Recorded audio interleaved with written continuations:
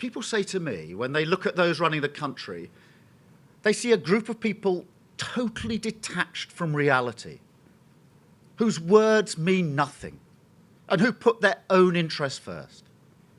Who could blame them for concluding that politics doesn't matter and doesn't work? This is not just about Boris Johnson. This feeling that politics has failed hasn't emerged in the last few months. It's been bubbling away for years. And people have completely lost faith that this can be changed, that politics can be a force for good. The reason I made the promise that I did was to change their mind. Because when politics is done well, when people can have faith that politicians' words mean something, when the power of government sits in the hands of those determined to serve the country, like when Labour created the NHS, when we introduced the Equal Pay Act, and when we brought people together to deliver peace in Northern Ireland. Politics can change lives. And that is what I will do as Prime Minister. It's vital that we reboot our economy, re-energise our communities, revitalise our public services, and give Britain the fresh start it needs. In the coming days, I'll set out more about how a reforming Labour government will achieve just that. It's no small project. And I know I have to convince you to put your trust in me and believe that together we can build a better country. I won't get everything right. I'm certainly not perfect, and I will make mistakes along the way.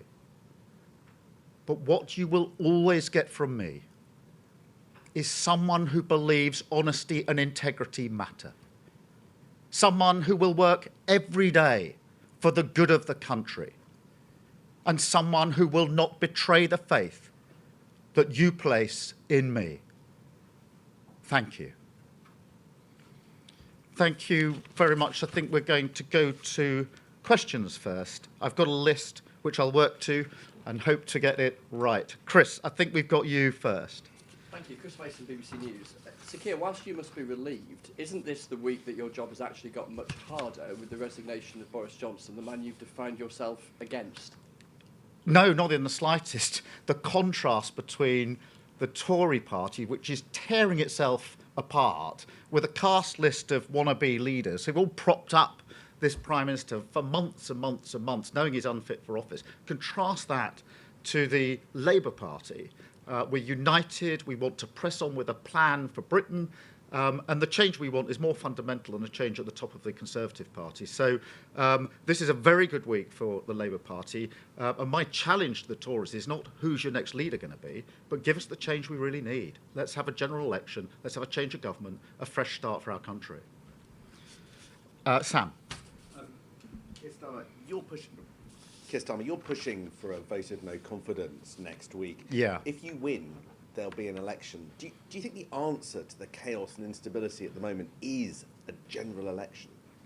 Yes. We've been stuck in the middle of a cost of living crisis with a government that can't deliver, with the Prime Minister's not fit to be Prime Minister, the conclusion at last of the Parliamentary Conservative Party, propped up by people all around him who've known for months that he couldn't deliver. Of course we need change, fundamental change. It's not just about the last few months either. We've had 12 years of stagnation, 12 years of low growth. So Britain deserves that fresh start. That can only come with a change of government. Anushka. Thank you. Sorry, I've got two questions. We're back. Get to question 3 before we do the double up. Oh, yeah, here we go. Okay. You see this as a good result, but Conservative MPs are telling me they see it as a good result too, because they think you're more beatable than some of your Labour colleagues. What do you say to that? And as you said, Durham Police say there is no case to answer. So do you think they bowed to political pressure in launching this investigation? Well, look, on the position of where we're at as a Labour Party, I had no end of people telling me in 2020 when I took over the Labour Party that it was impossible to get from where we'd landed in 2019 to the prospect of a Labour government. I didn't believe it. And we've pressed on. We've got really good local election results and a fantastic swing in Wakefield. So I block out the noise. We plough on. If there was a general election, this government will fall. And we've got a plan for the country. We want that fresh start.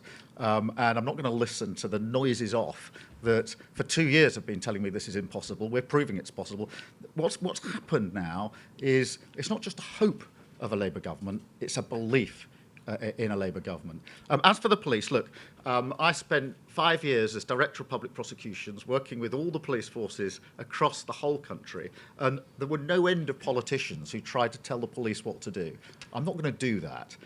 They make their decisions, and I respect whatever decisions they've come to. Here they've come to a clear conclusion that there was no case to answer. I was always confident that the rules weren't broken. They've come to a very, very clear conclusion.